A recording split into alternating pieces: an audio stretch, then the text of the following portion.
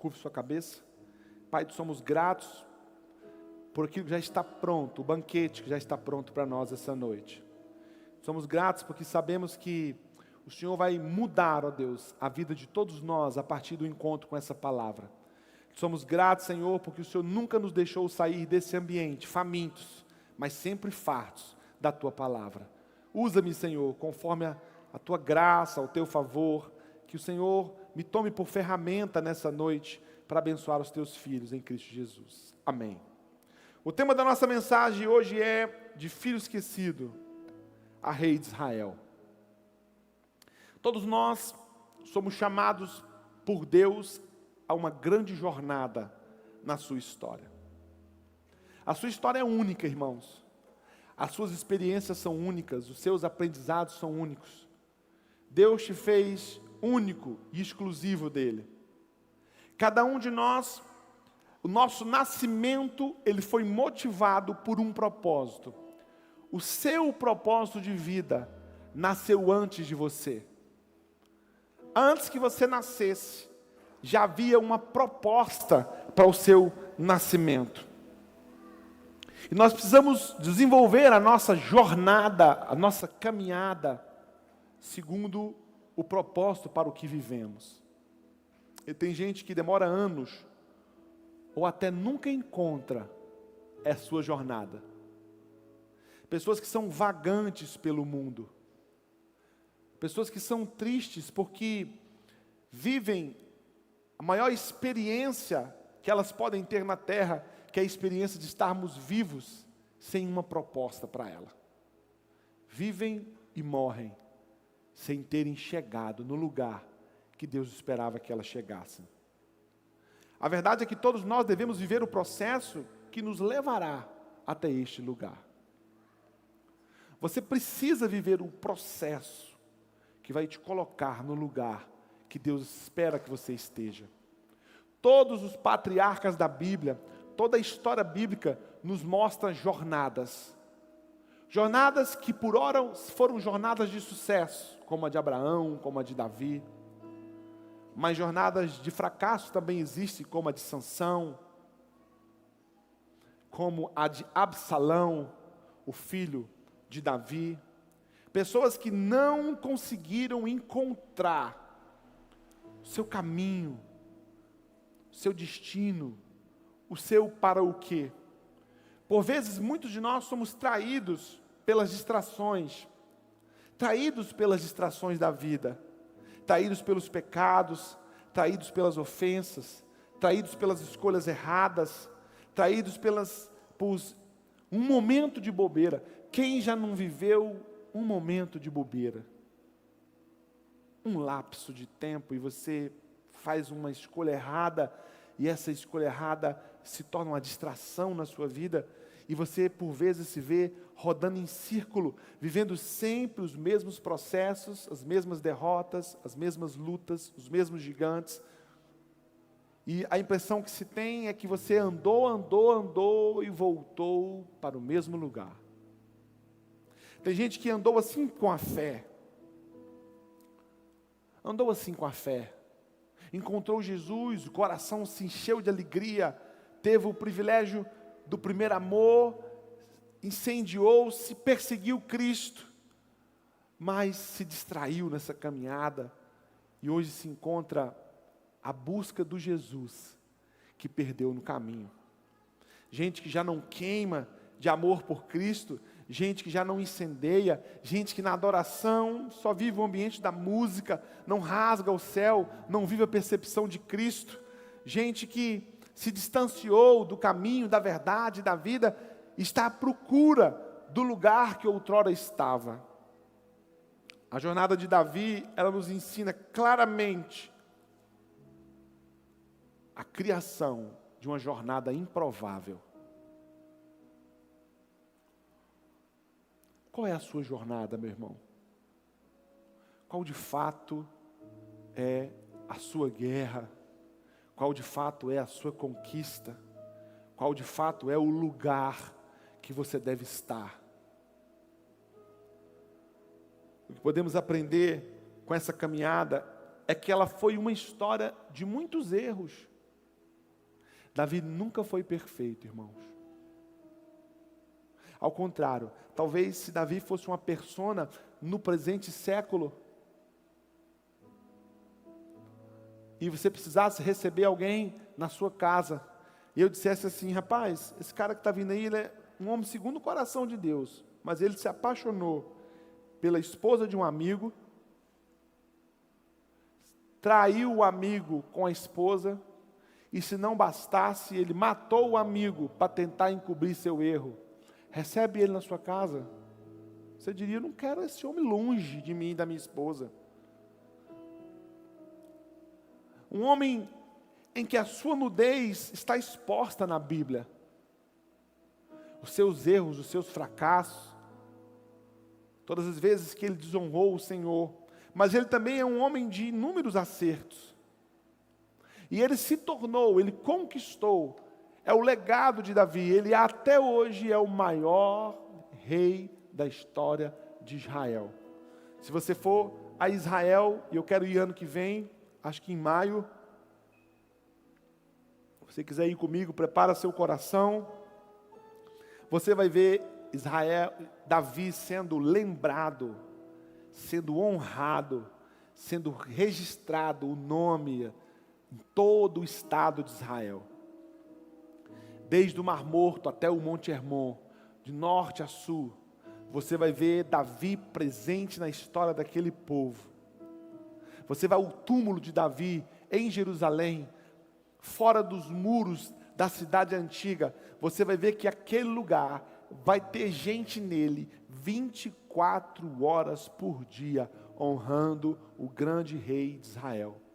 Israel, nos meses de janeiro, fevereiro e março, vive o inverno e chega a nevar em Jerusalém, porque ela é a cidade alta. Você vai ver temperatura de -4, -5, -8 em Israel, e você vai no túmulo de Davi, e você vai encontrar pessoas naquele túmulo honrando o grande rei. Mas dentre o sucesso e o fracasso de Davi, há o começo dessa história. E eu vou dizer para vocês, irmãos, que eu tenho algumas semanas que o meu espírito está borbulhando sobre o que aconteceu com a história de Davi. Porque muitos de nós estamos exatamente incluídos na mesma perspectiva de história. Estamos buscando o nosso lugar de reinado.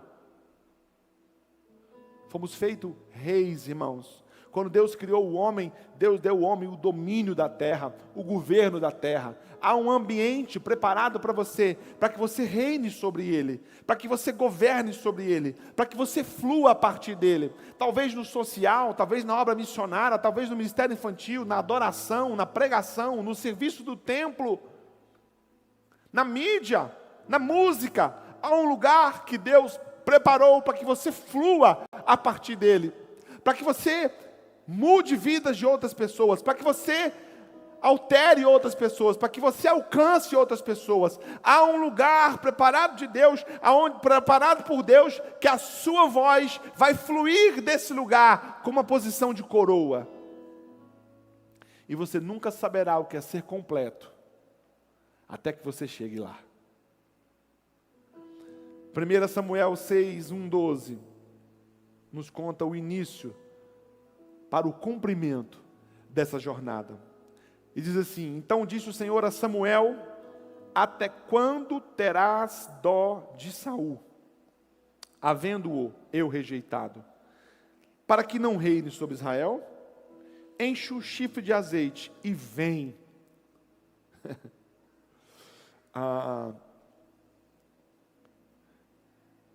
Enviar-te-ei a Jessé, o belemita, porque dentre os seus filhos me tenho promovido de um rei. Porém disse Samuel: como eu irei? Pois ouvindo-o Saul me matará. Então disse o Senhor: toma uma bezerra das vacas em tuas mãos e dize: vim para sacrificar ao Senhor. E convidarás a Jessé ao sacrifício, e eu te farei saber o que hás de fazer. Ungir-me-ás a quem eu te disser. Fez, pois, Samuel o que dissera o Senhor, e veio a Belém. Então os anciões da cidade saíram ao encontro, tremendo, e disseram: de paz é a tua vinda? E disse ele: é de paz. Vim sacrificar ao Senhor, santificai-vos e vinde comigo ao sacrifício. E santificou ele a Jessé e aos seus filhos, e os convidou ao sacrifício. E sucedeu que, entrando eles, viu a Eliabe e disse: certamente está perante o Senhor o seu ungido. Porém o Senhor disse a Samuel: não atentes para a sua aparência, nem para a grandeza de sua estatura, porque o tenho rejeitado, porque o Senhor não vê como o homem vê. Pois o homem vê o que está diante dos olhos, porém o Senhor olha para o coração. Então chamou Jessé a Abinadab e o fez passar diante de Samuel, o qual disse: nem a este tem escolhido o Senhor. Então Jessé fez passar a Samar, porém disse: tampouco a este tem escolhido o Senhor. Assim fez Jessé passar os seus 7 filhos diante de Samuel. Porém Samuel disse a Jessé: o Senhor não tem escolhido a estes. Disse mais Samuel a Jessé: acabaram-se os seus moços?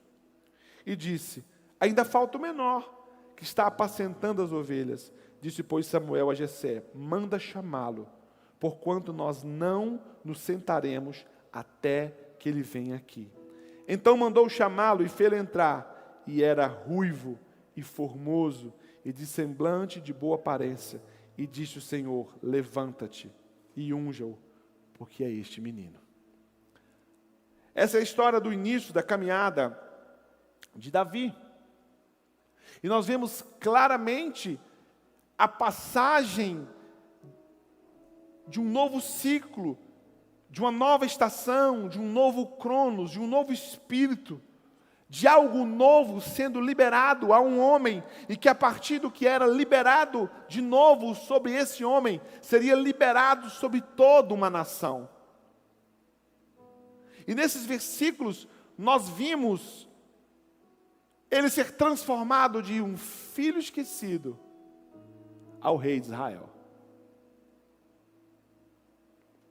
O que há de poderoso nesse texto que possa nos ensinar, nos colocar nesse caminho, nos fazer, de fato, alinharmos a nossa vida com aquilo que Deus tem preparado, com aquilo que Deus tem pronto para nós? A primeira coisa que eu quero aprender é que nós não devemos insistir naquilo que Deus já reprovou.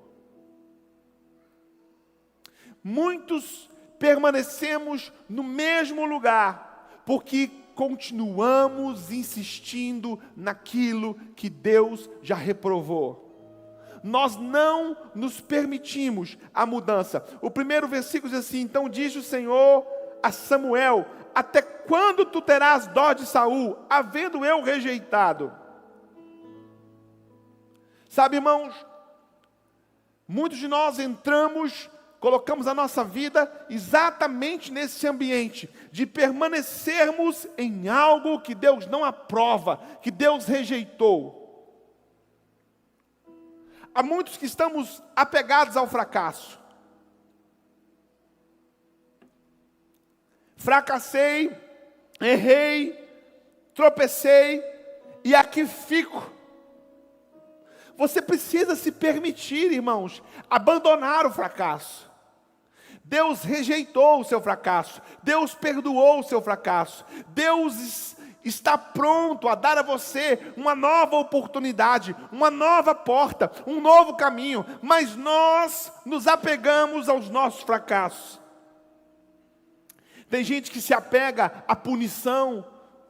Ele errou, ele tropeçou, ele fracassou, e ele se pune, e ele não se acha digno de viver uma vida de sucesso depois do seu fracasso. Ele se autopune. Tem gente que está sofrendo a sua autopunição, dando a si o aborto do futuro. Não, porque eu já estive, eu já fui, eu caí, agora abandone isso. Abandone esse lugar. Deus não está presente nesse ambiente. Deus está rejeitando esse ambiente que você está vivendo nele. E você precisa aprender a rejeitar também. Não tente ressuscitar aquilo que Deus quer morto. Sabe, irmãos, a gente às vezes vive inúmeros processos de voltar em coisas que estão mortas, estão resolvidas, e a gente ressuscita. Ressuscitamos problemas antigos, desafetos antigos, ressuscitamos pecados antigos. Nós estamos o tempo todo indo lá no passado, ressuscitando algo que Deus quer que morra, que Deus quer que seja esquecido, que Deus quer que seja apagado. Há uma vida inteira pronta pela frente, mas nós, por vezes, nos nossos sentimentos, na nossa história, na nossa emoção, a gente ressuscita aquilo que deve estar morto. Não invista naquilo que Deus abandonou. Existem muitas pessoas, irmãos, sofrendo nos relacionamentos, principalmente os solteiros ou sócios, relacionamentos que Deus abandonou esse relacionamento. E você quer estar investindo nele, insistindo nele. Deus rejeita algumas coisas. E nós precisamos aprender a conviver com a rejeição de Deus e aprender a rejeitar também. Pessoas que viveram relacionamentos sombrios, feridores, desonrosos, conturbados, coisa maligna, assustadora, e essa pessoa continua investindo. Não invista naquilo que Deus abandonou. Há um novo caminho, há uma nova realidade, há um plano na mente de Deus sobre você, e talvez você não consiga ver, as pessoas não consigam ver, mas o fato de vocês não conseguirem pôr os olhos naquilo que está na mente de Deus, não significa que não exista. Deus vira para Samuel e fala: por que você está insistindo naquilo que eu reprovei? Não tenha dó de Saul. Deus não poupou Saul. Samuel também não deveria poupar. Não poupe aquilo que Deus não poupou. Segunda coisa, queira ver aquilo que Deus já viu antes de você. Escute, queira ver aquilo que Deus já viu antes de você. Olha a palavra que Deus dá a Samuel. Disse assim, Deus a Samuel: enche um chifre de azeite e vem. Deus já estava no ambiente do reinado de Davi. Deus já estava no ambiente da vida de Davi. E a palavra que Deus diz a Samuel é: vem para cá. Venha ver aquilo que eu já vi. Abandone esse lugar, abandone essa pessoa, abandone esse reinado, porque eu me retirei dele, eu não estou mais aí, eu estou aqui, vem aqui. E o chamamento de Deus para Samuel era que Samuel precisava ver aquilo que Deus já tinha visto. Eu imagino, irmãos, que o coração de Samuel deve ter acelerado, ele deve ter se alegrado, e havia nele uma ansiedade. Falei: eu quero conhecer esse homem que Deus o levantou por rei. Quem é? Quem é esse cara? Quem é essa pessoa que Deus escolheu por sua própria vontade, abandonando a Saul? Queira ver aquilo que Deus está vendo, queira enxergar aquilo que Deus está enxergando. Tire os seus olhos daquilo que te rodeia. Irmãos, nós somos distraídos pelas coisas que os nossos olhos estão vendo e não somos desafiados a enxergar aquilo que Deus está vendo. ouse enxergar além dos seus sentimentos e emoções. A dó que Samuel tinha de Saul impedia Samuel de enxergar aquilo que Deus estava vendo. As nossas emoções são traiçoeiras, irmãos. Nós precisamos colocar sob o domínio da consciência espiritual as nossas emoções, porque elas podem impedir que nós enxergamos aquilo que Deus está fazendo e como Deus está fazendo. Nós podemos facilmente sermos confundidos pelas nossas emoções e manifestar aquilo em favor daquilo que Deus está rejeitando. Porque nós costumamos cuidar da aparência e desprezar o cuidado com o coração. Deus disse para Samuel: você está vendo o aparente, mas eu enxergo o escondido.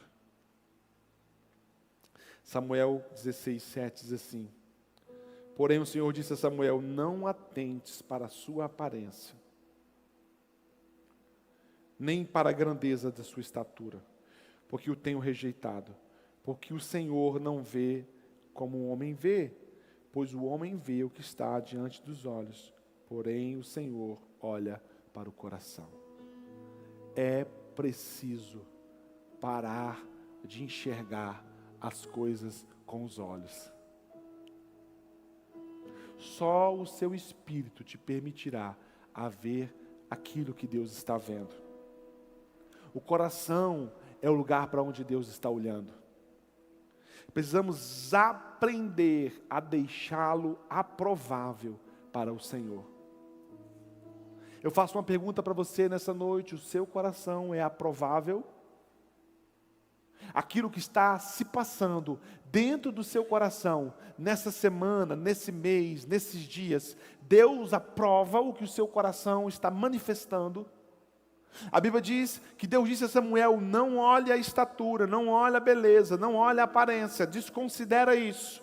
Você está tentando achar a pessoa errada, certa, com os critérios errados. Você está tentando achar a coisa certa com os critérios errados. Você precisa enxergar como eu enxergo. Olhe para o coração.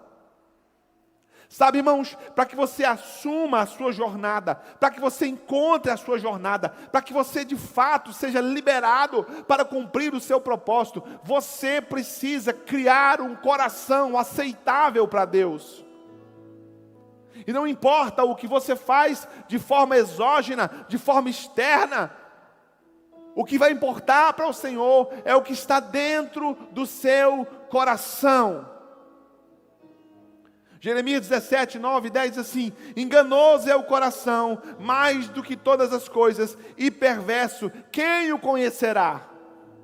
Eu, Senhor, esquadrinho o coração e provo os rins, e isto para dar a cada um segundo os seus caminhos e segundo o fruto das suas ações. Jeremias nos diz que o nosso coração, ele é enganoso, ele é perverso, ele é capaz de produzir coisas horríveis, pensamentos horríveis, sentimentos horríveis, planos horríveis. Nós somos capazes, irmãos, de manifestar, de jorrar a partir de nós muita coisa mortal, muita coisa perigosa. E a Bíblia diz que enquanto o seu coração não agradar a Deus, Ele não te chamará. Vasculhe o seu coração. E se você nunca foi honesto na sua vida, permita-se a honestidade hoje. Como está o seu coração? Que tipo de coisa seu coração tem produzido? Já já nós vamos ver o coração de Davi sendo manifesto. O que você carrega dentro do seu coração? Quero deixar algo claro para você. Seja lá o que você carrega dentro do seu coração, foi você quem permitiu entrar. Provérbios fala que sobre tudo que o homem deve guardar, ele guarda o coração. O que há dentro do seu coração? Mágoa? Mágoa é o desgosto recolhido, cujas marcas transparecem no semblante, nas palavras, tristeza, amargura, pesar.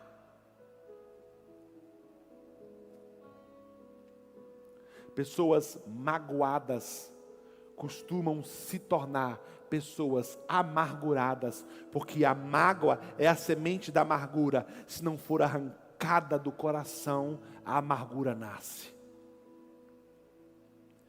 Pessoas amargas. Qualquer relacionamento que nós temos com as pessoas amargas, nós somos impulsionados a ver o mundo de uma forma ruim, de uma forma pessimista, de uma forma errada. A amargura não consegue ver e enxergar a bondade de Deus. Toda mágoa no seu coração vai contaminá-lo e vai permitir nascer dentro dele a amargura. Porque a raiz da amargura foi colocada com a semente da mágoa. Você é uma pessoa magoada. Você guarda mágoa de alguém. Você de fato tem um desgosto, cujas essas marcas do desgosto transparecem no seu rosto, nas suas palavras.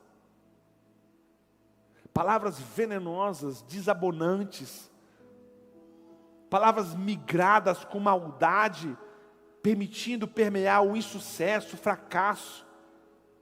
Livre-se da sua mágoa, porque o seu coração não agrada a Deus. Há medo no seu coração? Medo é a sombra da fé, porque o medo e a fé são irmãos gêmeos. Ambos têm a capacidade de acreditar em algo que não existe e trazer à existência o acreditado. Por isso é que Jó nos ensina que aquilo que ele temia veio a acontecer. Todos os seus medos,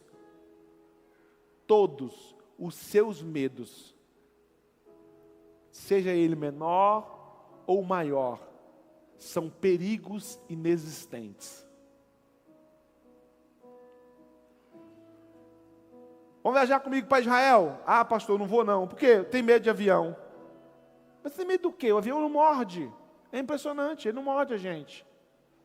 Tem medo dele cair. Mas espera aí, você está olhando para o futuro e está enxergando no futuro que um mal lhe aconteça. E esse mal é inexistente agora. Ele é projeção do seu medo. O seu medo vai te impedir de realizar as coisas extraordinárias que o seu destino precisa. Devemos, irmãos, aprender a lançar fora o medo. Sempre, sempre, sempre, a presença do medo na sua vida é a ausência de algum amor. Porque o verdadeiro amor lança fora todo medo. Para cada quadrado de medo que há em você, você precisa se permitir um quadrado de amor. Até que você deixe o amor te encontrar, te abraçar, te acolher e te mudar, você será alguém cercado por medo e Deus não aprovará seu coração. Há rancor no seu coração? Pessoas rancorosas são veneno para todos que com eles se encontram.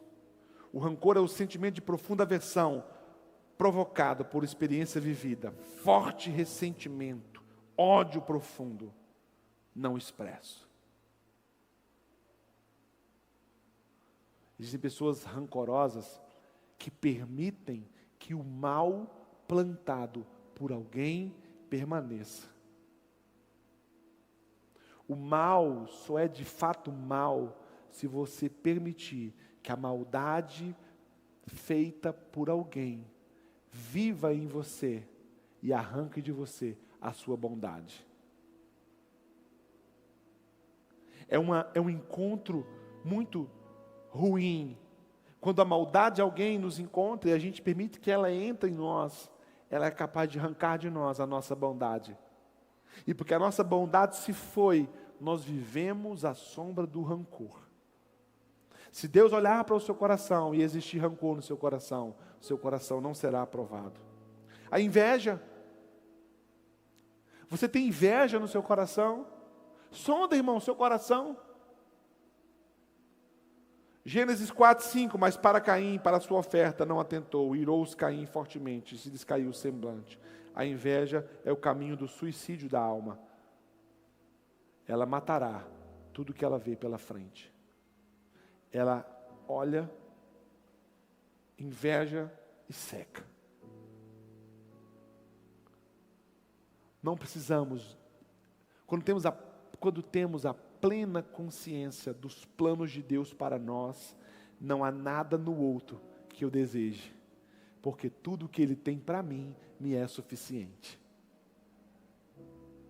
Quando você tem plena consciência do seu lugar, do seu propósito, do seu chamado, do seu ambiente, nunca haverá nada no outro que você deseja, porque você tem plena consciência do que é seu.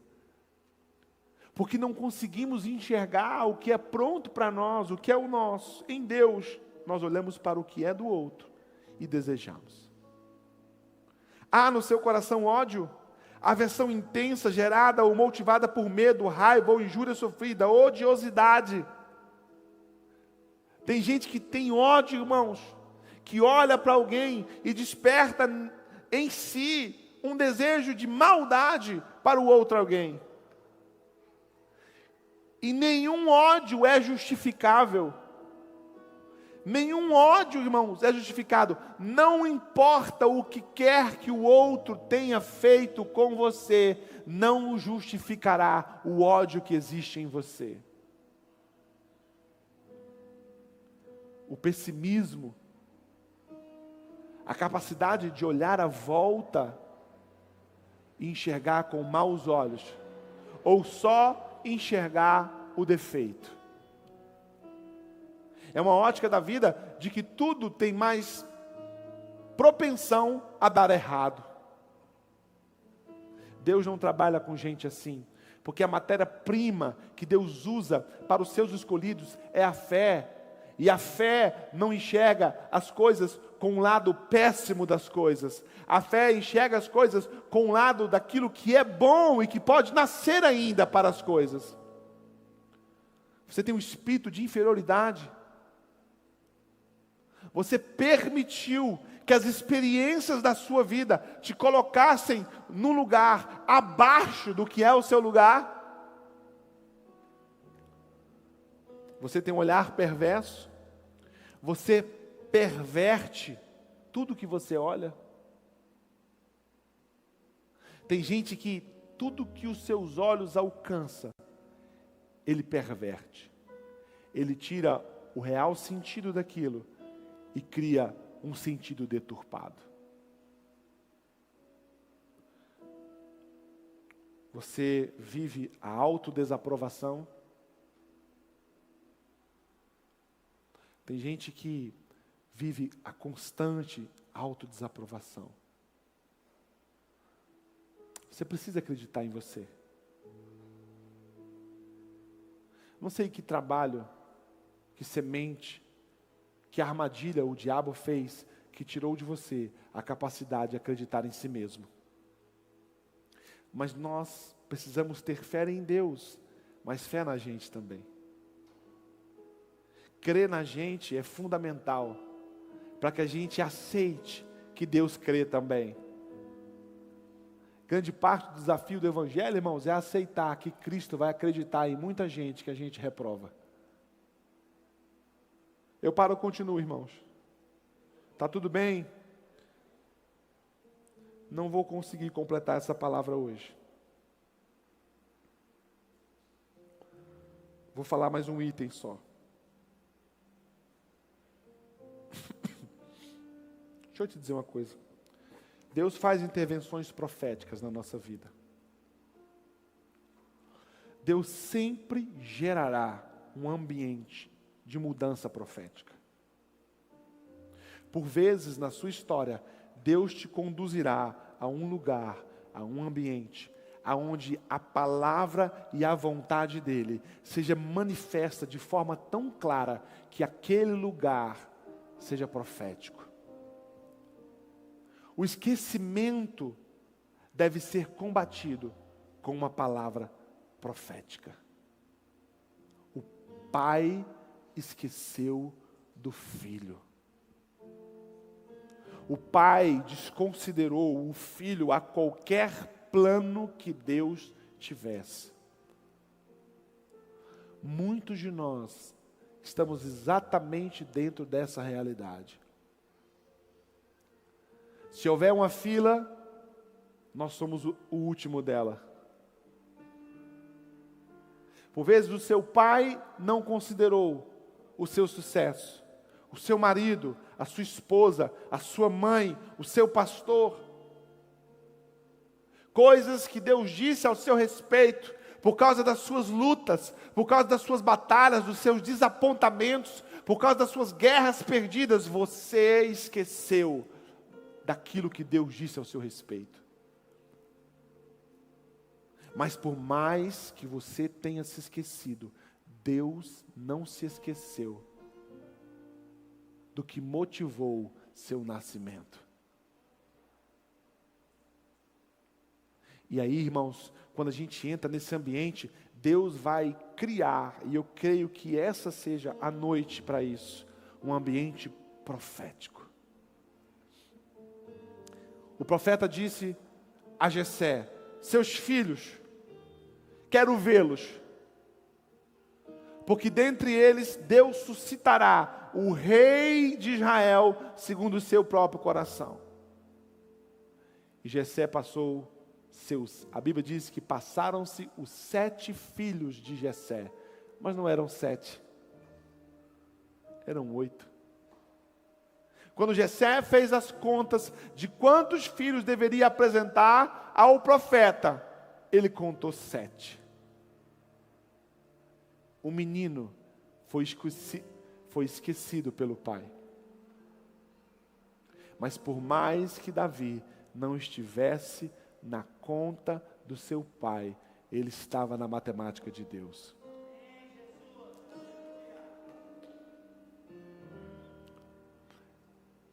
E a Bíblia diz que quando passaram-se todas, a voz profética veio e interviu no fracasso da missão.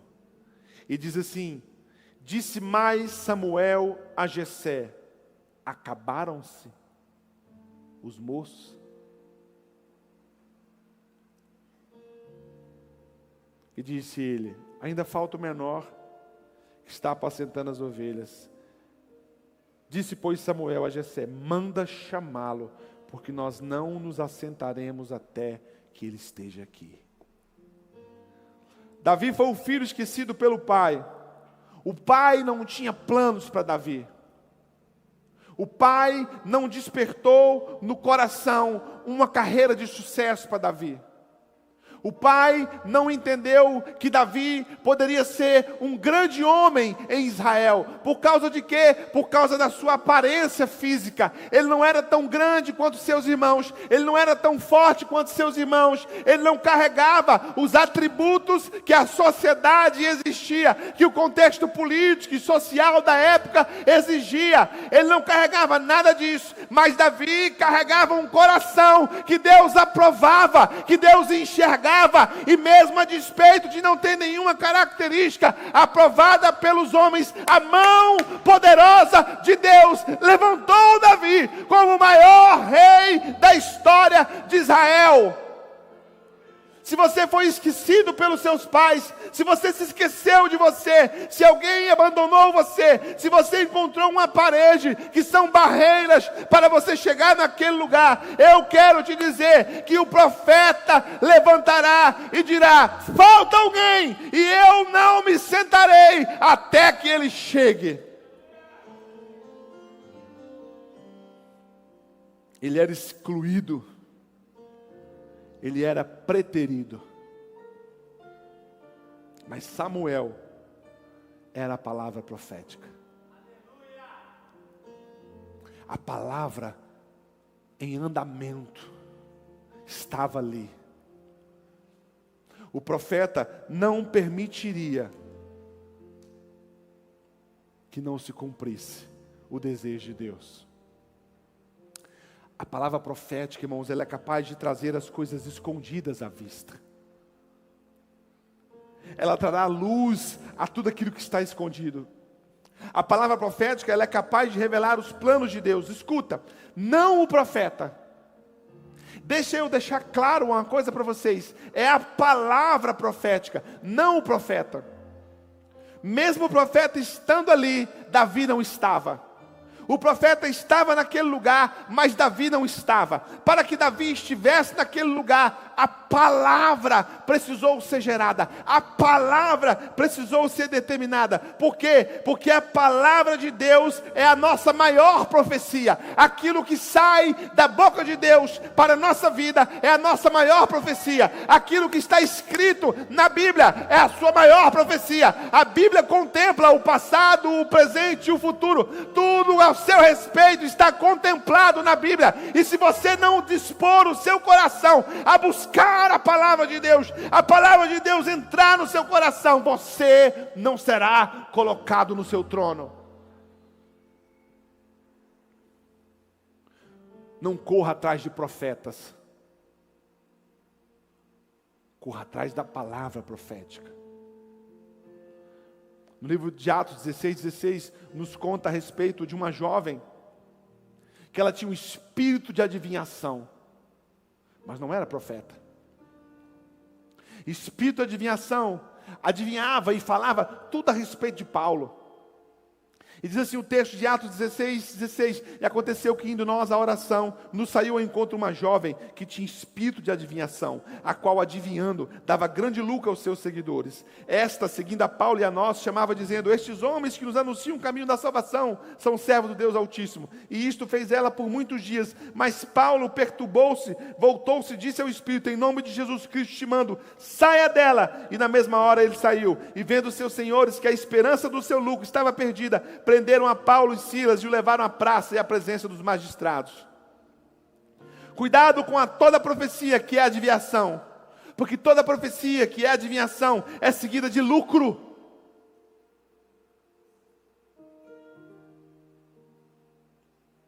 Não é uma palavra que diz respeito ao alinhamento de Deus para você, mas é uma palavra que diz respeito a uma adivinhação à sua vida, que vai tirar algo de você.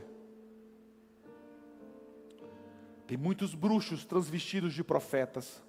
Tem muitos homens dominados pelo espírito de adivinhação, transvestidos de profetas. Não cooperam com o propósito de Deus, cooperam com os seus próprios propósitos. Persiga Cristo, irmãos.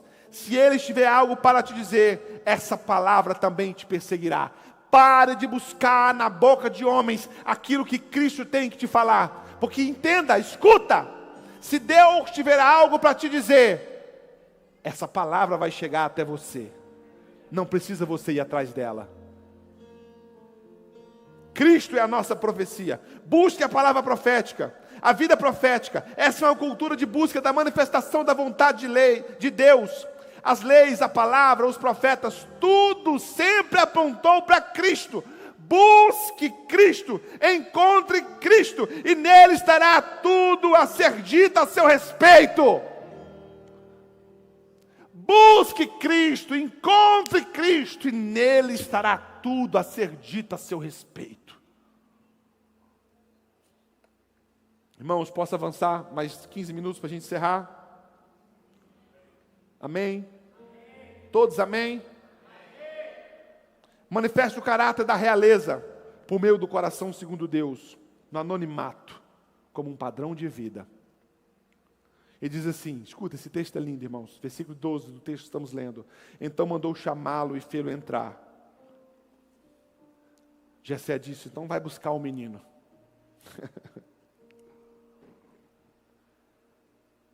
Eu gosto muito da leitura bíblica no imaginário. Eu me edifico muito quando eu leio e eu tento imaginar a cena. E Jessé mandou chamar o menino e fê-lo entrar. E ele era ruivo e formoso de semblante e de boa aparência. esses adjetivos que a Bíblia faz questão de relatar sobre qual foi a leitura que Samuel teve quando o menino entrou. O que Samuel enxergou no menino quando o menino entrou? Quando Davi adentrou ao ambiente, Samuel escreve assim: ele era ruivo e formoso de semblante e de boa presença. E diz o Senhor: levanta-te. Entrou o rei. Levanta-te e unge, porque é este mesmo. Tudo mudou na vida de Davi. Ele entra naquele ambiente, um filho esquecido pelo pai, e se torna o grande rei de Israel. Em um único dia, Davi tinha uma projeção, escuta, irmãos, Davi tinha uma projeção de vida. Pastor de ovelhas, estou cuidando do rebanho da casa do meu pai, meus irmãos têm os chamamentos militares, são mais fortes do que eu, são mais bonitos do que eu. Esse é o meu lugar, esse é o meu ambiente, esse é o meu governo. E em um dia, Deus expande isso. Pum! Ele recebe a unção de rei. Mas quem era esse menino? Ele era formoso de semblante. Não havia nele dor no coração. Escuta, não havia em Davi dor no coração. Provérbios 15, 13. O coração alegre aformoseia o rosto, mas pela dor do coração o espírito se abate. Davi tinha um rosto alegre, porque Davi não carregava dor no seu coração. Agora escute, olhe para mim. Ele tinha inúmeros motivos para guardar no coração tristeza. Ele era esquecido, ele era excluído. Ele não estava nas rodas dos seus irmãos. Ele não recebia do seu pai as mesmas coisas que seus irmãos recebiam. Mas mesmo a despeito dessa realidade injusta, ele não se permitiu ter um coração ferido. E Samuel disse: uau, o semblante dele é bom. O que quer que exista no seu coração, foi você que deixou entrar. E se você conseguiu deixar entrar, hoje é dia de você deixar sair. Precisamos tirar, irmãos, a tristeza do nosso coração, para que o nosso semblante glorifique o nome de Deus. Segundo, é de boa presença. Escuta, é de boa presença. A presença de Davi era boa. Ele, esquecido pelo pai, excluído, abandonado, cuidando sozinho dos afazeres da casa, ele entrou no lugar onde todos os seus irmãos estavam reunidos pela voz do seu pai. E quando ele entrou com boa presença. Ele entrou: tudo bem? Como é que está? Boa tarde. Opa, cheguei, estou aqui, gente. Ô profeta, como é que está? Pensa, pai, tudo bem? Ele poderia ter entrado naquele lugar, irmãos, como vítima do ambiente. Ele poderia ter manifestado um outro espírito, fechado a cara, olhado, dito assim para o pai: né? Todo mundo aqui no banquetão, e eu lá na bagaça lá, cuidando das ovelhas do Senhor, né, pai? O Senhor não me chamou. Não, irmãos, ele era nobre, ele tinha plena convicção de quem ele era, e nada daquilo que os outros pensavam sobre ele mudava a sua convicção de quem ele era. Ele não estava ali buscando nada, apenas foi chamado, não tinha necessidade de ser notado. Seu espírito era nobre. Tem aquelas pessoas que você vira e fala assim: rapaz, vai ter uma festinha lá em casa amanhã, estou ligando para te chamar. Você mandou convite para todo mundo. Para mim você está chamando em cima da hora. Você não tem espírito nobre. Você se permite que sua influência emocional seja alterada pela influência emocional de alguém. Ou seja, você permite que os seus hábitos sejam mudados pelos hábitos de alguém. Ele não baixou um semblante quando viu um banquete que estava pronto e ele foi o último a ser chamado.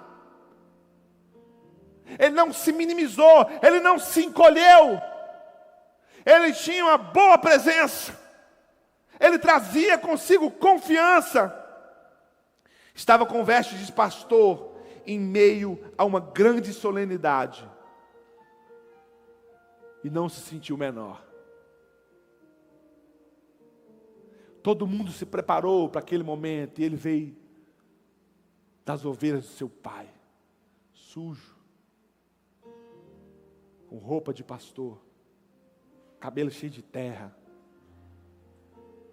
Mas isso não definia o seu coração.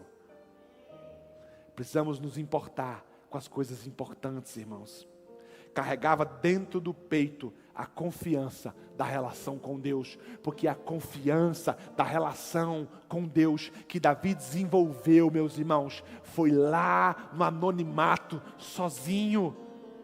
Ele e as ovelhas de seu pai, ele sabia quem Deus era para ele e quem ele era para Deus. Ele não precisava da afirmação de ninguém, da confirmação de ninguém, do endosso de ninguém. Esse era o coração do menino. Era fiel à missão dada pelo seu pai. Fidelidade à missão, irmãos. Porque Davi foi ungido rei, mas não sentou no trono. Foi simples, foi humilde e fiel. Ele poderia ter sido ungido rei. Pronto, agora eu sou o rei, negada. Vocês tudo me obedecem? Não, irmãos. Ele voltou às ovelhas da casa de seu pai. Sabe o que falta em nós, irmãos? Essa humildade, essa simplicidade, essa tranquilidade. De mesmo sendo ungidos reis, cuidarmos das pequenas ovelhas da casa do Pai. Estar no simples, até que o simples me produza e me promova ao extraordinário. Ter a unção de Deus e buscar o trono pode ser o pior dos nossos erros. O trono nos será dado por Deus, quando? Mediante a fidelidade do pequeno. Não abraçou a situação como ofensiva. Não se ofenda, irmão. Não seja tendencioso a ser ofendido, a criar uma guerra. Não se ofenda. Davi não se sentiu ofendido, mesmo tendo um cenário extremamente ofensivo, irmãos. Imagine se fosse tu. Pai, o Senhor só me chamou porque o profeta mandou me chamar? É sério, Pai. Eu estou cuidando das ovelhas da nossa casa, dia e noite, correndo perigo de vida. Eu matei leões, eu matei lobos, eu matei urso, cuidando, Pai, para que desse certo. E o Senhor só me chamou porque o profeta me mandou me chamar. É assim que o Senhor me trata, é assim que o Senhor faz comigo. Não, irmãos, porque a ofensa só é um veneno se você permitir ser ofendido. Porque se a ofensa for lançada sobre você e você não abraçá-la, a ofensa não te fará mal. E porque Davi tinha um coração aprovado, teve as honrarias no que Deus tinha escolhido para ele, mesmo antes de ser. Disse mais Samuel a Jessé: acabaram-se os moços, falta o menor que está apacentando as ovelhas. Disse Samuel: manda chamá-lo, porquanto nós não nos sentaremos até que ele venha. O filho esquecido pelo pai foi honrado com honrarias de rei. Essa era uma honraria de reis. Em um banquete que tem a presença de um rei, ninguém senta à mesa até que o rei chegue. Samuel disse: você esqueceu do menino, mas Deus viu nele um rei. E porque Deus viu nele um rei, ninguém se sentará até que o rei chegue. Aos olhos do Pai, um filho esquecido. Aos olhos de Deus, um rei. Que olhar está conduzindo a sua vida? O olhar das suas frustrações, das suas percas, dos seus fracassos, das suas quedas, dos seus prejuízos, ou o olhar que Deus tem sobre você? Eu quero te dizer que existe uma mesa pronta para o seu banquete, e ninguém vai se sentar nela até que você esteja lá. Fique de pé em nome de Jesus.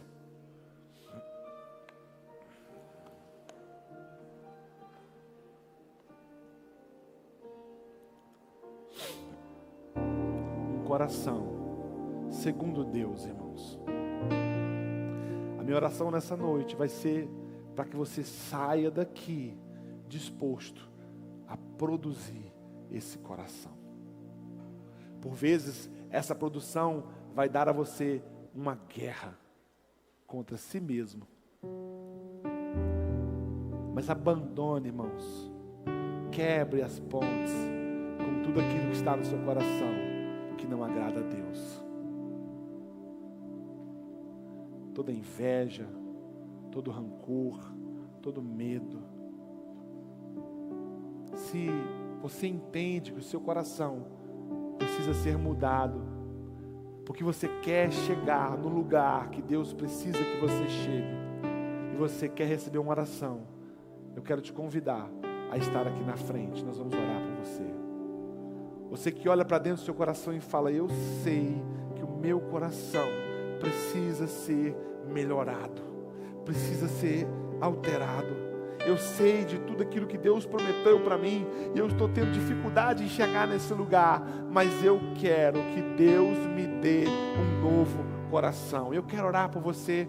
Vem aqui à frente, feche seus olhos onde você está, sem medo, irmãos, de se expor, sem medo, irmãos, de estar bancando o ridículo. É o momento de receber uma palavra profética. Deus criou esse ambiente agora para você. Deus manifestou esse ambiente agora para você.